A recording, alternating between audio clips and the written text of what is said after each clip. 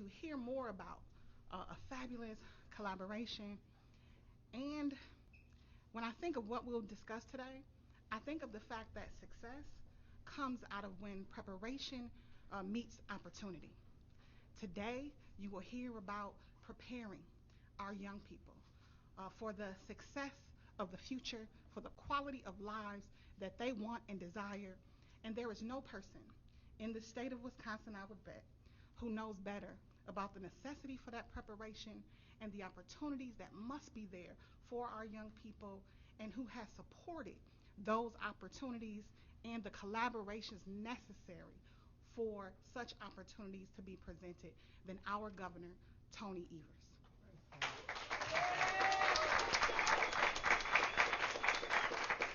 Thanks so much, Alderwoman Coggs, and good morning, everybody. Good morning.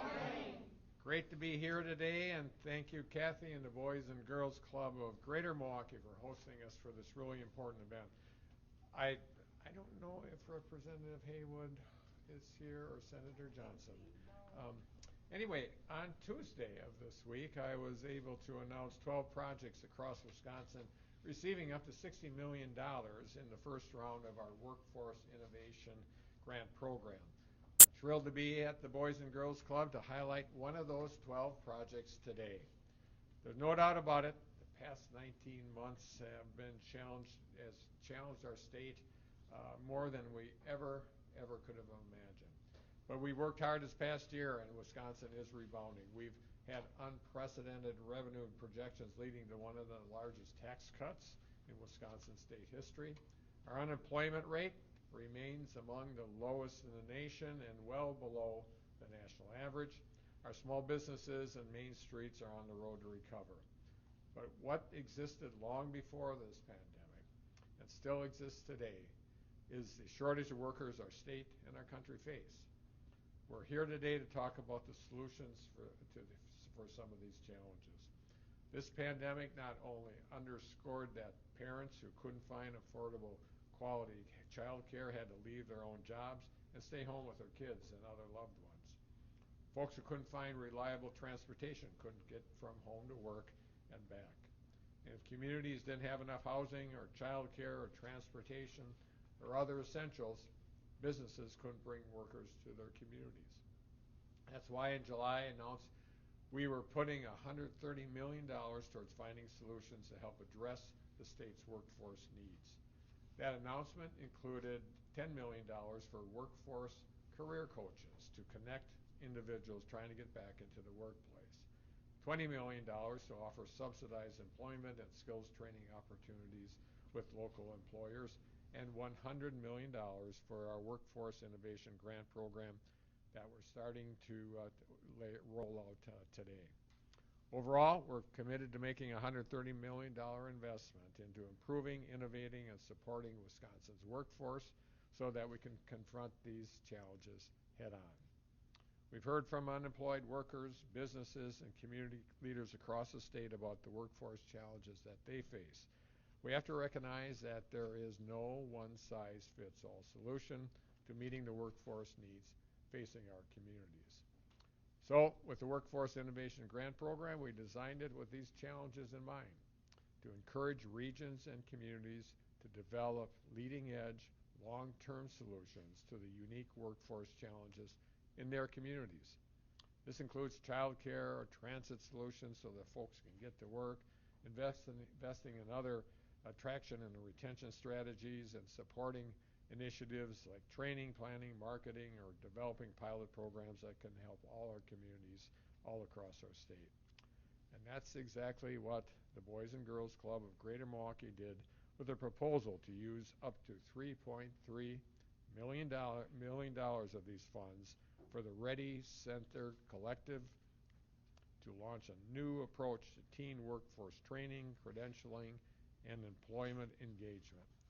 The Ready Center Collective is an alliance of workforce partners intent on increasing the rate of Milwaukee teens who are positively engaged in the area's workforce and who will provide teens with opportunity to sample career pathways, gain occupational skills training experiences, and try out internships and apprenticeships opportunities.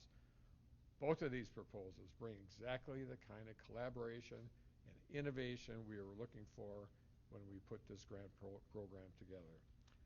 We've got the best workers in the world and the businesses that care about those workers and their communities. We've got great schools, whether it's our great K through 12 system, our universities, or our technical colleges. And we have a tradition of being a leader with big ideas. These funds will build upon the leadership and support of our state's workforce while providing long-term sustainable solutions to the labor challenges our state has faced for far too long. So, folks, Wisconsin is recovering, and these investments will help people get back to work and ensure our families, our communities, and our economy recover together.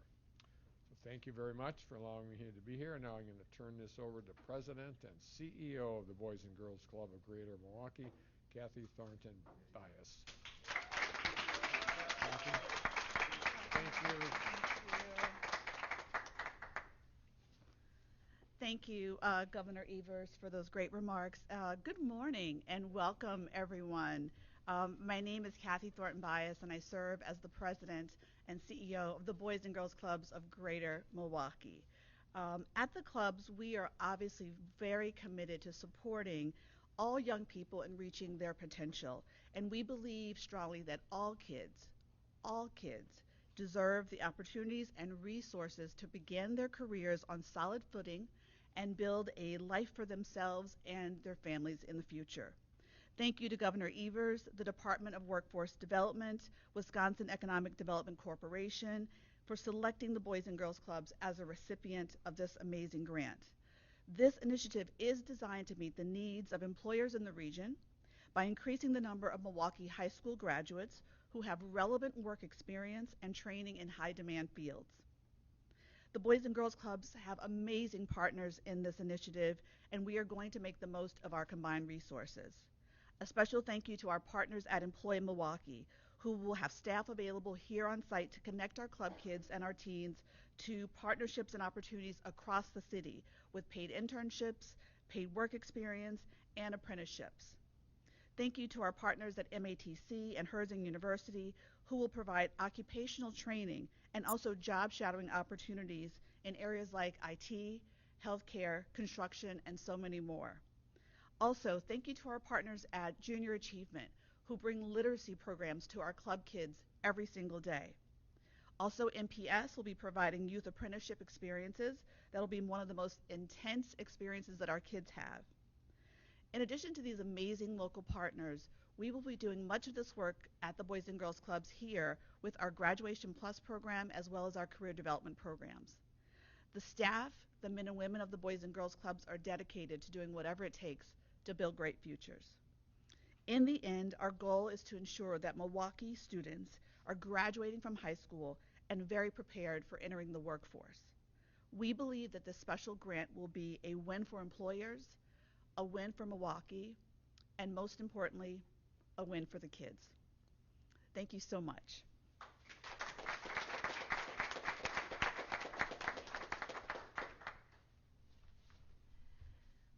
Thank you so much, Kathy. I am so excited to be here. I'm Amy Pahacek, Secretary Designee of the Department of Workforce Development.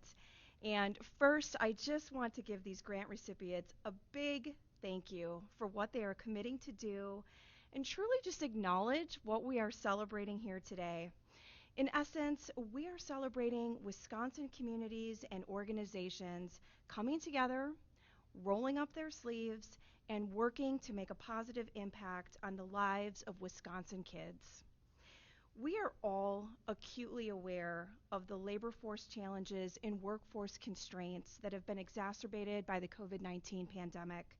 And that is why Governor Evers' groundbreaking investment in workforce solutions is so critically important. It's an investment in our Wisconsin businesses, communities, people, and here at the Boys and Girls Club, it's an investment in our youth and our future. Under the Workforce Innovation Grant Program, we are offering grant funding to regional collaborations that are developing solutions with innovative thinking data driven planning, and leveraging existing infrastructures to connect the dots for workforce solutions. The purpose is truly to help employers, their businesses, and all of our workers make better connections to higher quality, family sustaining jobs. And we are truly at a turning point in history, a time when tightening labor markets are pushing unemployment rates to near record lows, and employers have found themselves in a global race for talent. So, while it's a great time to be a mobile, highly skilled worker, at the same time, it is very difficult for our employers in all industries to attract and retain talent. And it's also difficult for some people to connect with available jobs due to barriers including skill gaps, lack of childcare, and transportation issues. And while Wisconsin is not alone in facing these challenges, we are leading the way with our innovative solutions. And that includes the historic investments announced today that will connect previously underserved communities and underemployed people with new job opportunities. And we have all of you to thank for that vision. So at DWD, we are so delighted to be partnering with the Boys and Girls Club of Greater Milwaukee and all of their collaborators to really just have this new, bold path forward. So thank you and congratulations.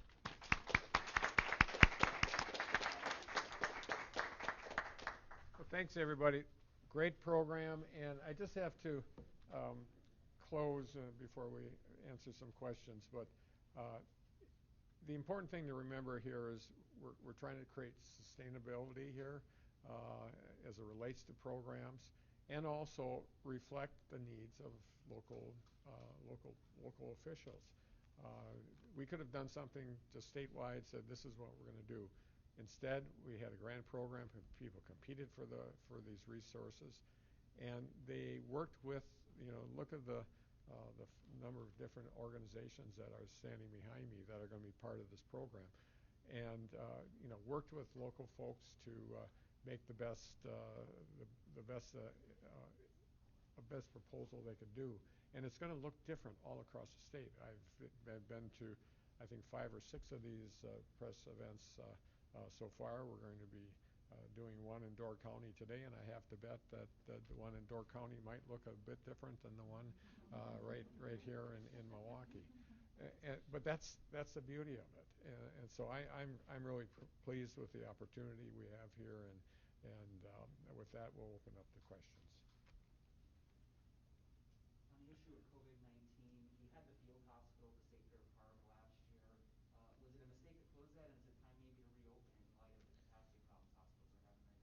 Well, if we would have kept it open, likely we wouldn't have the state fair this last summer, and we did increase, or we had a much better situation, and closing it was the right move.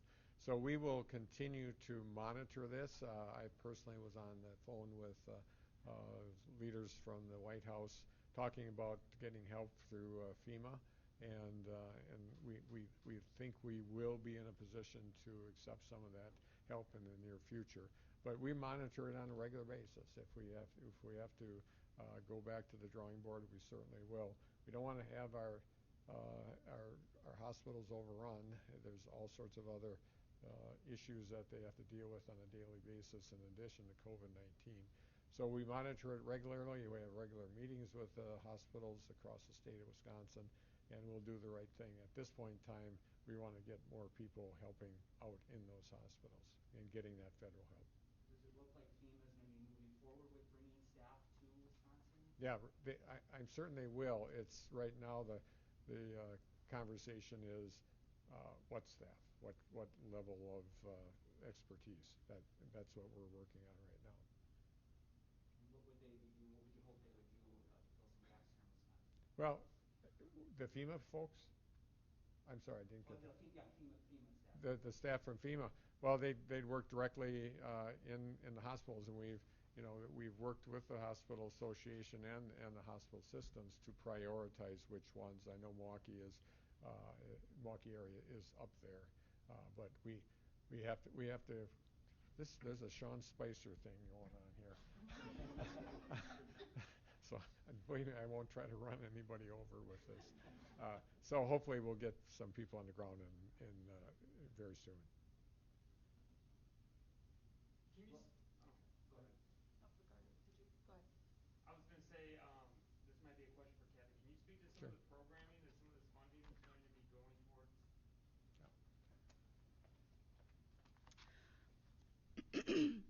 One of the things that we've learned from our teens is to listen to them. And so this facility in particular, we're very proud of because there's a lot of youth voice built into this. And in particular, our career programming will really give them hands-on experiences in sort of 5 major lanes: tech and trades, healthcare, hospitality. We're also going to have a focus on making sure that kids are able to look into sort of construction type jobs. But when you're thinking about being a teenager, you're not certain that you're ready to commit completely to a career in that moment. I'm not sure how many careers you all have had since you were 16 or 17 years old. So part of our strategy is working with our partners that you see behind me, but getting kids the opportunity to test different lanes. And so actually in one of the rooms here, we'll be setting up, for example, an official hospital room. There'll be a hospital bed, kids will be wearing scrubs, there will be some needles involved, I was told. Not sure I like that idea. But the kids want to have chances to have real hands-on experiences and understand the wealth of jobs that are out there. We hear people talk about being a doctor or a lawyer or a governor, but you could be the head of a nonprofit or you could be a phlebotomist. There's so many other careers that we want our kids to have exposure to. I would say the big piece in this is our kids need to graduate. Our kids must be graduating high school. That's sort of the foundational piece. Once you graduate, whether you're going career or college, we want you to have those pathways. And so our commitment at the clubs is that kids who come to the center, kids who are in our programs, particularly Grad Plus, career development, leadership and service, health and wellness, they get on a pathway.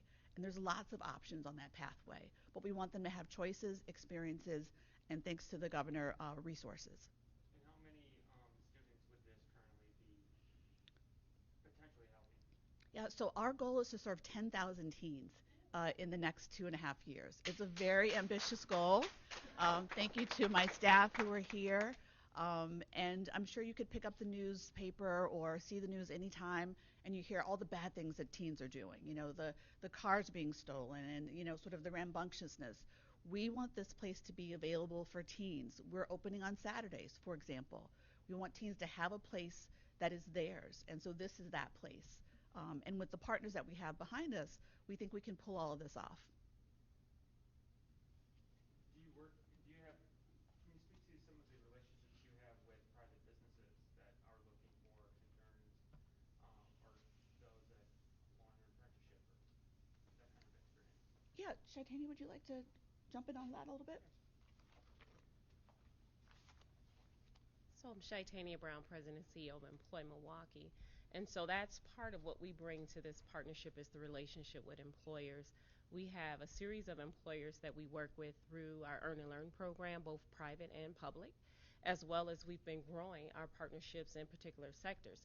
So we will have staff co-located in this facility with the Boys and Girls Club. So we're really excited about the opportunity to bring our services to where young people are at and then be able to bring the relationship with the employer. So there's a series of employers through the Workforce Development Board, which that's the organization that I oversee for Milwaukee County, bringing those relationships of employers to this partnership.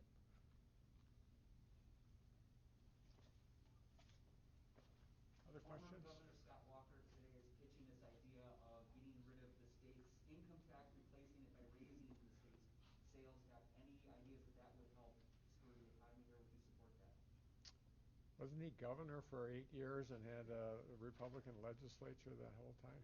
I mean, he could have done that himself instead of waiting. But that said, we'll take a look at it. I promised a middle class tax cut when I ran for this office, and we were successful in creating a 15% tax cut. Income tax cut. So I feel good about our efforts. We'll take a look at that, but it just seems ironic that a former governor would be suggesting this when he had the opportunity to do it for 8 years and did not do it. Thanks everyone.